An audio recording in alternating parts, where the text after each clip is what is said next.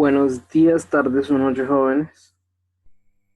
El día de hoy, mediante este video, pues vamos a valorar lo que es el tema pendiente, la última práctica de laboratorio, análisis de repetición, y también vamos a ver lo que es la valoración de la imagen clínica que también se ve en este laboratorio. Desgraciadamente hubiésemos querido esto hacerlo de manera presencial, pero dado los motivos que ya todos conocemos, pues vamos a tratar de abordarlo mediante este video. Todo lo que está contenido acá, ese es lo que está en su material de laboratorio, así que esto solamente es un apoyo, una manera de explicarlo para que ustedes se apoyen y podamos dejar, como ya visto, la última práctica. Entonces iniciamos lo que es la valoración de la imagen clínica. Toda imagen radiológica tiene que cumplir ciertos parámetros para poder establecer que esa imagen cumple con los requisitos necesarios para hacer diagnóstico. Entonces vamos a valorar 7 elementos específicos en los cuales si cumple en todos, pues podemos decir que la placa radiográfica puede servir para el diagnóstico. Y es una buena imagen y hemos cumplido con nuestro trabajo. Entonces, dentro de lo que es la valoración de la imagen clínica, vamos a tener los siguientes factores que determinan una evaluación de la imagen clínica. Comenzamos con el posicionamiento, exposición, contraste, nitidez, artefactos, colimación y la identificación estándar. Antes de entrar de lleno con lo que son cada uno de estos parámetros, tenemos que tener en cuenta el siguiente punto. La colocación de la película en los negatoscopios. Es algo que parece sencillo, pero me puede cambiar la percepción que yo tenga acerca de un estudio. Como ustedes ven, la marca, siempre decimos que en el paciente va al lado derecho. La marca siempre en el paciente va al lado derecho. Pero cuando yo coloco la película en los negatoscopios, la marca va a ir a mi lado izquierdo. El objetivo es que yo coloque la placa radiográfica teniendo en cuenta que yo estoy viendo de frente al paciente. Entonces siempre la marca va a ir al lado izquierdo mío cuando esté colocada en la película en el negatoscopio y al lado derecho del paciente al momento que yo estoy colocando el cassette en el montaje. Si ustedes se fijan, podemos tener dos opciones, ya sea que quede en la parte superior o en la parte inferior. Les pongo este ejemplo de tórax porque es donde más se les va a presentar eso, dependiendo si ustedes colocan el cassette de manera longitudinal o de manera transversal. Entonces, independientemente si va arriba o abajo, siempre vamos a tener la marca al lado izquierdo al momento de colocarla en los negatoscopios. Al igual, siempre tengo que colocarla teniendo en cuenta la posición anatómica natural. Por lo tanto, las estructuras las voy a colocar teniendo en cuenta que la rodilla, que va a ir el fémur en la parte superior, tibia peroné en la parte inferior. Siempre voy a tener como referencia lo que es la posición anatómica natural del paciente. Dicho esto, entonces pasamos con lo que es el primer elemento de lo que es una valoración de la imagen clínica. El posicionamiento. Me establece que hay varios parámetros para determinar el posicionamiento correcto según la parte anatómica en estudio. En este punto no podemos decir que ya todo está escrito. ¿Por qué? Porque dependiendo del estudio que yo estoy haciendo, así va a depender qué parámetros van a determinarme si el estudio está bien posicionado o mal posicionado. Aquí les pongo dos ejemplos. La primera, una radiografía de mano, que en este caso, si ustedes se fijan bien, si es mano, ¿qué pasa? Se nos cortan las primeras falanges. Entonces el estudio tiene un mal posicionamiento. En este caso, si estamos hablando que este estudio es de muñeca, el estudio está bien. ¿Por qué? Porque las estructuras anatómicas están dentro de lo que me importa, o sea, están dentro de la placa radiográfica. Entonces, si fuese muñeca, yo puedo decir que esta imagen se encuentra correcta. Pero si fuese mano, la imagen obviamente se me está cortando y en posicionamiento tengo una mala evaluación de esta placa. Vuelvo y repito, dependiendo de la parte anatómica y el estudio que estoy viendo yo, voy a determinar si el posicionamiento es correcto o no es correcto. Tenemos luego pues este ejemplo de esta pelvis, que en este caso, ¿qué pasaría? Centré demasiado abajo en el paciente y ¿qué pasa? Se me está cortando un poco de lo que es la pelvis. Entonces tengo que tener el cuidado de determinar qué es lo que yo estoy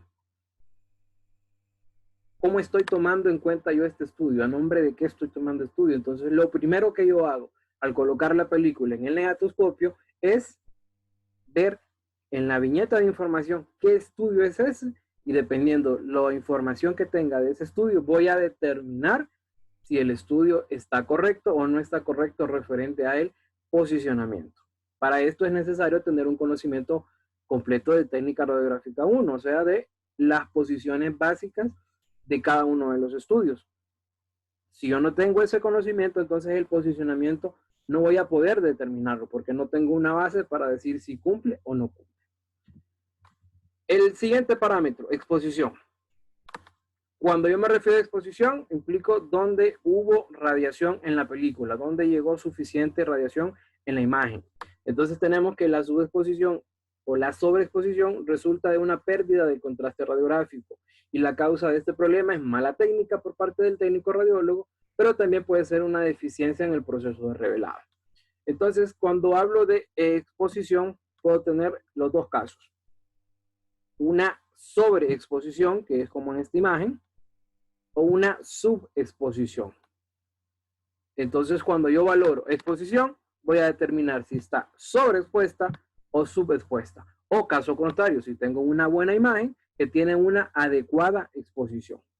Entonces, esto es lo que yo voy a hablar en lo que es el parámetro de exposición. Luego paso al contraste. Me dice que el contraste me permite una percepción de diferencias de atenuación de los diferentes tejidos. Repito, permite la percepción de diferencias de atenuación en los diferentes tejidos. ¿Qué quiere decir esto? No va a ser la misma atenuación de hueso que la misma atenuación de músculo. Entonces, por lo tanto, poder percibir la diferencia de uno y el otro me establece que yo tengo un contraste en la imagen. Yo puedo diferenciar un elemento de otro elemento. Una imagen de bajo contraste entrega una apariencia uniforme o plana de la imagen independientemente de la anatomía. ¿Qué quiere decir esto? Que cuando yo coloco esa imagen, yo no puedo diferenciar específicamente dónde comienza y termina cada una de las estructuras. No debemos olvidar que las causas más comunes de bajo contraste es una exposición inadecuada, excesivo bajo KBP, deficiencias de revelado, uso de películas de bajo contraste o la falla de la grilla o rejilla. Aquí tenemos dos ejemplos de lo que es la exposición, el contraste. En este caso tenemos un alto contraste. Si ustedes se fijan, solo logro identificar dos estructuras, mucho aire y el resto de estructuras. Esto es un alto contraste que tampoco me sirve. En esta estructura yo no puedo valorar absolutamente nada. Caso contrario, aquí yo tengo un bajo contraste. En este bajo contraste, ¿qué es lo que pasa?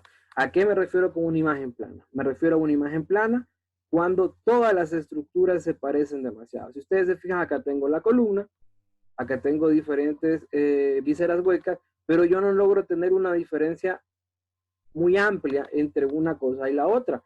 Si yo tengo un buen contraste, yo voy a diferenciar claramente la columna en esa radiografía de abdomen, pero esta imagen, al tener un contraste tan bajo, lo que termina siendo es que se mira una imagen completamente plana. Todo esto se mira muy parecido. Yo no puedo identificar claramente una estructura de otra.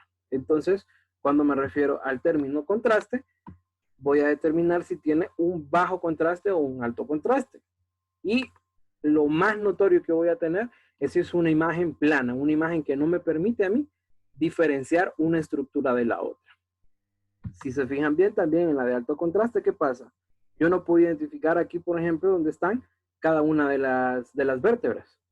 Entonces, de las costillas, perdón. Entonces, acá yo debería poder ver cada una de las costillas, pero ¿qué pasa? No las puedo ver.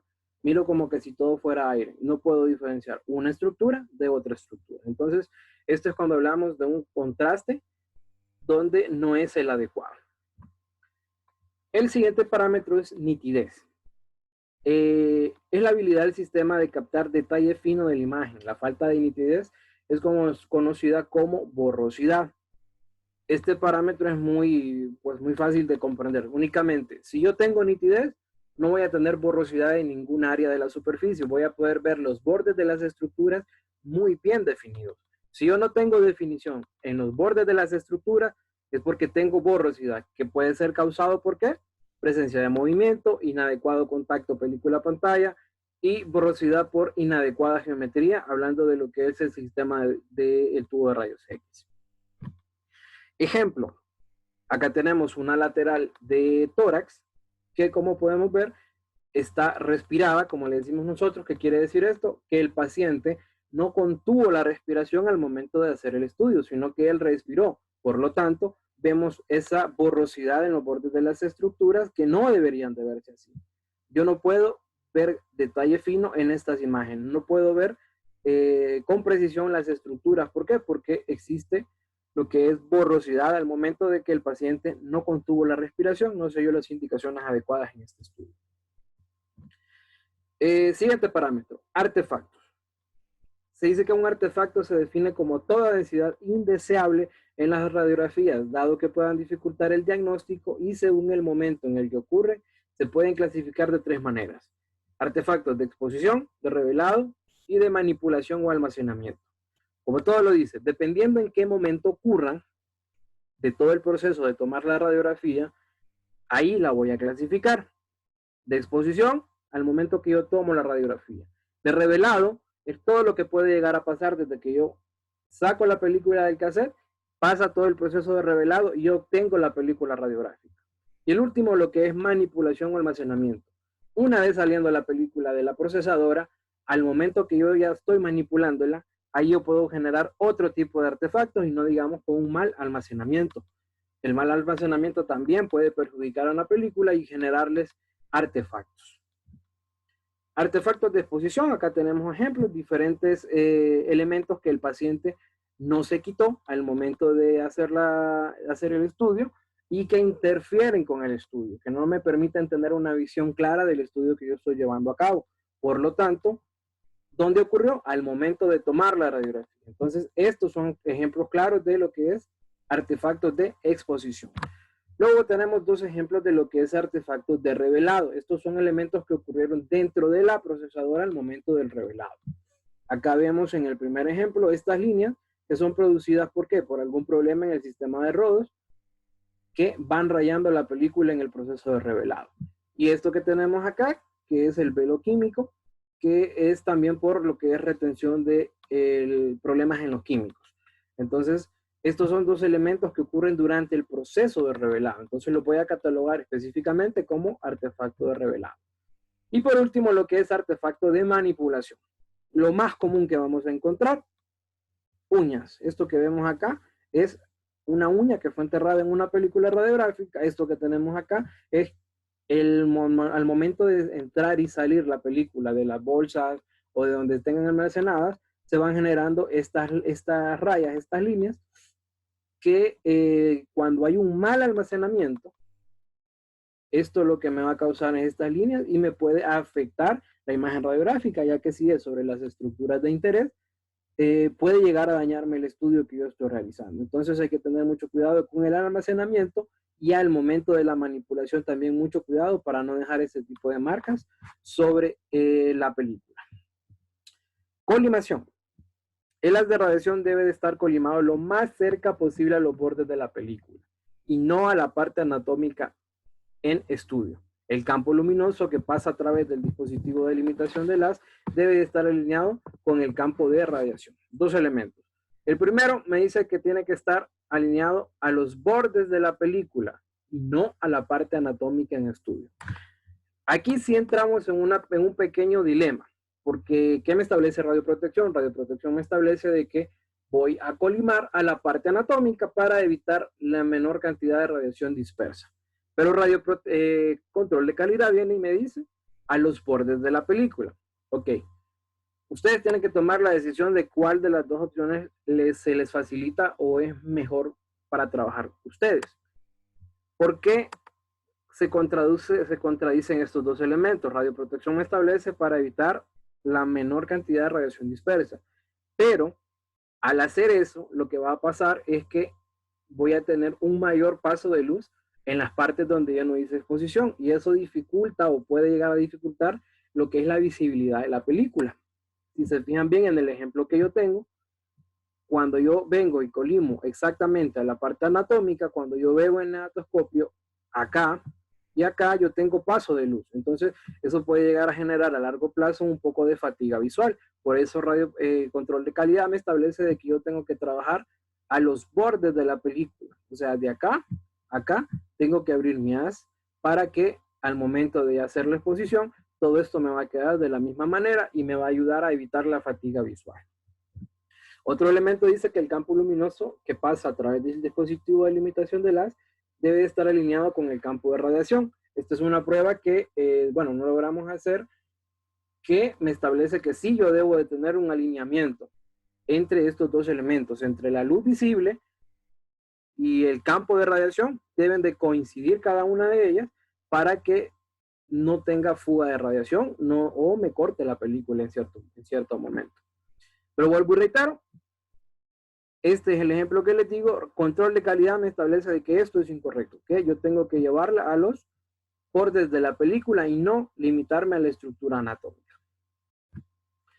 Por último, tenemos lo que es la identificación estándar. Intenta mejorar la calidad de la identificación, elimina la confusión sobre derecha, izquierda, hace expedita la evaluación de películas usadas para comparación y consulta. No solamente se limita a la información que yo voy a colocar en la viñeta donde va el nombre del paciente, edad, estudio y todo eso. También va más allá y me dice que yo tengo que identificar si es derecha, izquierda, si es oblicua. Tengo que brindar más información acerca del estudio, aparte de lo que es la viñeta de información. La etiqueta se recomienda que lleve nombre del paciente, fecha, edad. En ciertos lugares se utiliza un número de identificación único, que en este caso sería el número de identidad del paciente. La etiqueta debe ser impresa sobre la imagen para que sea permanente.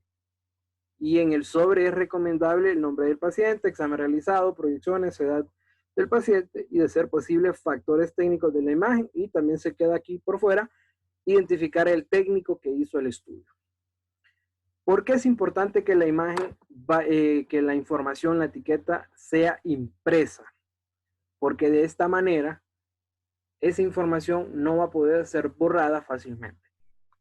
Toda radiografía que ustedes y yo vamos a producir es un documento legal. Por lo tanto, es de vital importancia que ustedes identifiquen bien una película. Cuando yo tomo la película, tanto Juanita como Juanito se ven exactamente igual, solo es un hueso. Yo estoy viendo una imagen únicamente de huesos. Cuando yo tengo un cerro de películas, tengo un montón de películas, ¿qué va a pasar? No voy a poder identificar claramente cuál es cuál paciente. Entonces, la identificación se vuelve algo muy, muy importante, porque recuerden, ustedes toman el estudio, el paciente se va y ustedes únicamente quedan con las películas.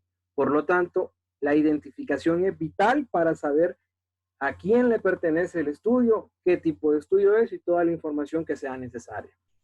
En muchos lugares, cuando la impresión falla, lo que se hace es que se pega algún tipo de viñeta, pero esa va pegada. ¿Cuál es el problema de esto?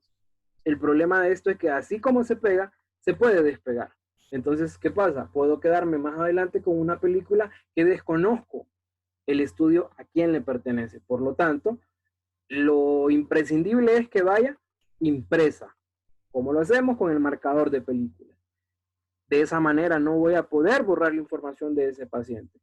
Si se dé el extremo caso de que marqué mal, de que por algún motivo el marcador falló y no es legible la información, entonces sí puedo optar por una viñeta pegable, pero no es lo mejor. Lo mejor es que yo lo escriba con marcador, lo mejor es que yo pueda usar otro mecanismo que no sea fácil de borrar, sino que la información permanezca luego de ser guardada la película. Reitero, este es un documento legal. Toda radiografía que ustedes producen es un documento legal. Por lo tanto, la información que ustedes plasmen en ella debe de permanecer por mucho tiempo. Entonces, si se fijan, estos son los 7 parámetros que ustedes le van a evaluar en una imagen clínica. No les tengo ejemplos de identificación estándar porque no pude encontrar imágenes y no tuve acceso a radiografías estando en casa. Entonces, ¿qué tiene que llevar la etiqueta, la identificación? Cada institución va a determinar qué información es la que le va a poner. Hay información que tiene que ser básica, como el nombre del paciente, una identificación, estudio, edad, fecha. Esos son los elementos básicos, pero cada institución va a determinar qué información es la que va a poner en cada una de las películas. Estos 7 parámetros, jóvenes, es lo que ustedes van a evaluarle a toda película radiográfica. Este laboratorio, por eso es de vital importancia, porque esto es lo que ustedes van a hacer a diario. Cada película que ustedes produzcan, cada película, examen que ustedes tomen, van a llegar a un negatoscopio, lo van a revisar y estos 7 parámetros que acabo de explicarles, ustedes se lo van a hacer automáticamente a todos los estudios que ustedes hagan. Entonces, es de vital importancia que ustedes puedan practicar con cada uno de ellos. Dentro de lo que es la tarea final, van a hacerle esto ustedes a diferentes películas de ejemplos que les vamos a poner. Esta es, como quien dice, la primera parte de lo que es este laboratorio. Luego vamos a lo que es exactamente o estrictamente análisis de repetición, la prueba como tal. Esta prueba lo que me permite a mí es determinar qué tanto se está repitiendo en un departamento. No somos perfectos, siempre vamos a cometer errores, por lo tanto siempre se van a generar películas rechazadas o películas repetidas. Por lo tanto, es normal que siempre pase, pero es normal hasta cierto punto, porque recordemos que cada película que se repite es más radiación para el paciente y es más radiación para mí como técnico. Por lo tanto, es necesario esta prueba para determinar si estamos dentro del parámetro de tolerancia, que es el 5% de total de películas utilizadas, o no lo estamos. Dicho esto, entonces, la prueba me permite determinar también si yo estoy fuera del parámetro establecido, cuál es el motivo por el cual yo estoy repitiendo en mi departamento tanto. Entonces, si ustedes se fijan bien, acá tenemos diferentes causas por el cual yo voy a repetir. Posicionamiento, movimiento del paciente, película sub o sobreexpuesta, negra, estática, velo, diferentes tipos de artefactos. También van a encontrar que dentro de las películas rechazadas tenemos películas buenas, que aparentemente no tienen ningún problema, pero fueron rechazadas. También vamos a tener películas sin exponer y por último lo que son las películas utilizadas en control de calidad. A todas las películas que tengan ustedes rechazadas, ustedes van a aplicarle esta prueba. Entonces van a tomar todas las películas rechazadas y van a empezar y van a ir determinando por qué fue el rechazo de cada una de ellas. Para esto también les va a servir la información que acabamos de ver, lo que es la evaluación de la imagen clínica. Voy a colocar la película y voy a analizarla con los 7 parámetros y voy a determinar por cuál de los 7 parámetros o de los parámetros que tengo aquí en la tabla fue descartada la película. Entonces, tomo la primera película y digo que la primera película fue un posicionamiento inadecuado. Entonces, esto me va a sumar al número de películas por posicionamiento inadecuado. Entonces, así voy yo revisándola cada una de ellas y determinándola sobre cada uno de estos parámetros cuántas películas del total de películas rechazadas me van quedando en cada categoría. Luego, con la información que yo obtenga de cuántas películas quedaron en cada categoría, ¿qué es lo que voy a hacer? A continuación se le facilitará un grupo de películas rechazadas para lograr determinar el porcentaje de repeticiones para cada categoría y el porcentaje de repeticiones total de la manera siguiente. Aquí tenemos las fórmulas con que vamos a trabajar. Primero vamos a determinar lo que es la tasa de repeticiones global. Me dice que la tasa de repeticiones global es igual al número de películas repetidas. Si nos fijamos bien, ¿qué pasa?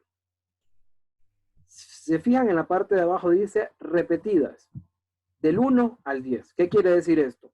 Que las películas repetidas yo las voy a tomar únicamente del parámetro 1 al parámetro 10. Esas son las películas repetidas.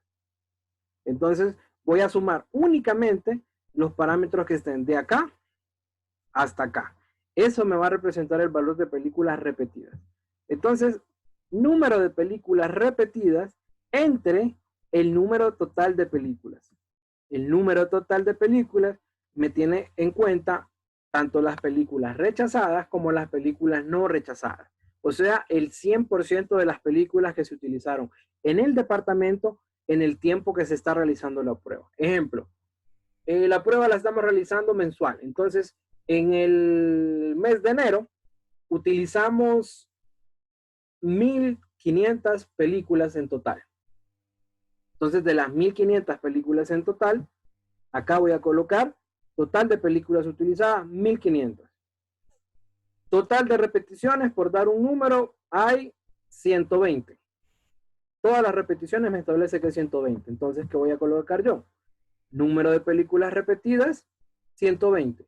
Entre número total de películas, 1200. Todo esto por 100. Y aquí me va a dar un aproximado de 10%.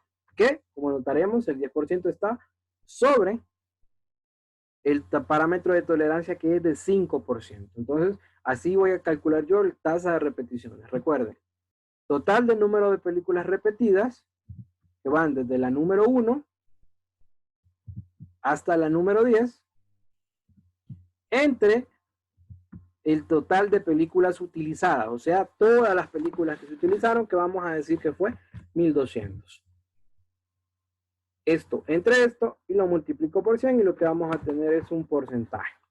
Eso es para la tasa de repeticiones global. Ahora vamos a la tasa de repeticiones por categoría. Entonces ya cuando voy a valorar cada categoría, lo que quiero saber yo es en qué categoría de todas estas que yo tengo acá, en cuál de todas ellas tengo un mayor porcentaje o tengo un menor porcentaje de repeticiones.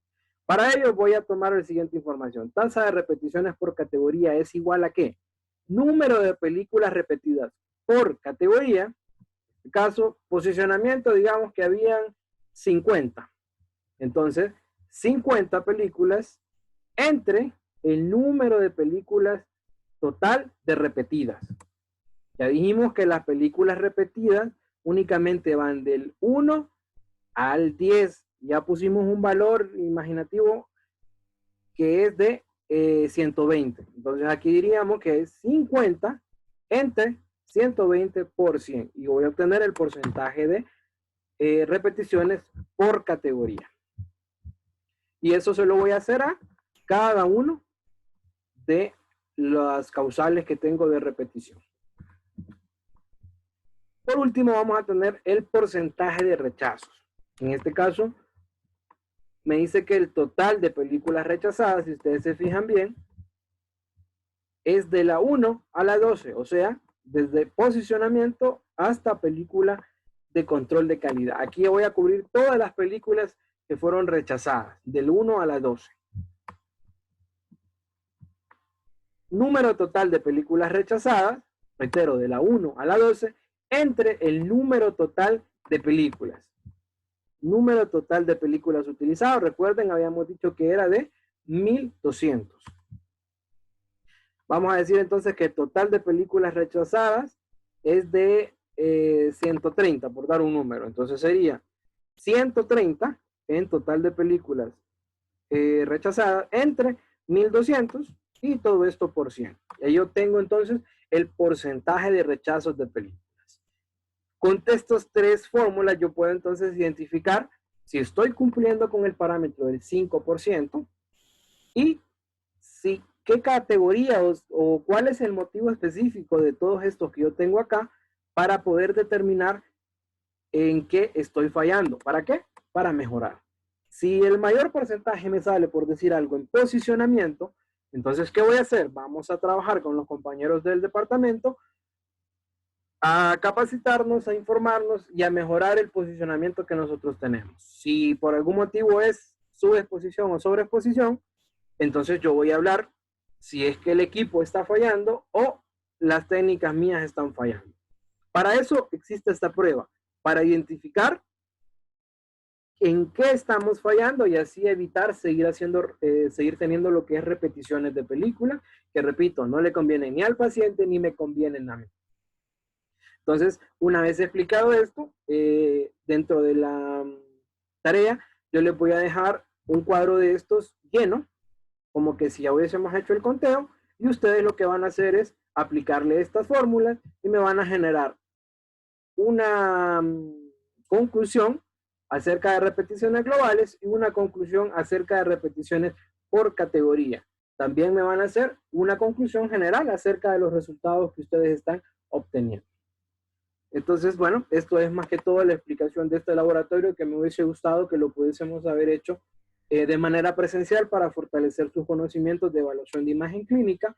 Pero bueno, adaptémonos a las circunstancias y pues espero les haya ayudado esta información, ustedes puedan comprenderlo, pueden tomar imágenes de internet, aplicarles los 7 parámetros y ustedes así van practicando y van puliendo esta capacidad de análisis de imagen para cuando ustedes ya lleguen a su práctica profesional, pues tengan un conocimiento amplio de lo que es la evaluación de la imagen clínica.